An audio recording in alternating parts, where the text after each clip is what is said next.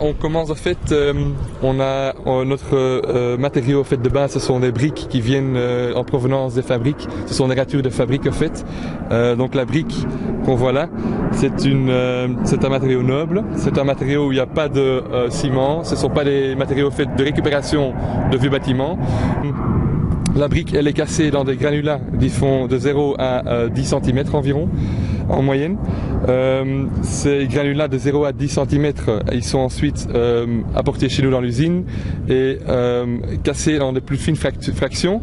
On a le 0,0 qui est toute fine couche pour terminer le terrain, la couche de coloration en fait, coloration.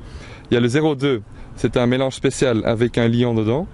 Il y a le 0,8 qui est en fait la couche qui se trouve juste en dessous du 0,2 et puis il y a le 0,15, donc de 0 à 1,5 cm qui sont en fait les couches drainantes du terrain de tennis. Tous ces briques et les tuiles qu'on voit là, est-ce que c'est des matériaux récupérés sur des chantiers ou...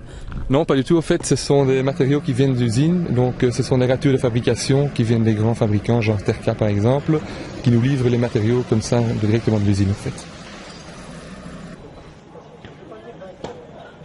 Combien de tonnes vous produisez par jour ? On produit environ 200 tonnes par jour avec la nouvelle installation, voilà. Donc, 200 tonnes, ça représente combien de terrains ? ça représente environ 7 à 10 terrains par jour. Pour arriver au produit fini, c'est vraiment un travail très précis. Oui, tout à fait. En fait, c'est un travail tellement précis que c'est difficile en fait à expliquer comment ça se fait. C'est vraiment l'homme en soi qui est notre garantie de qualité.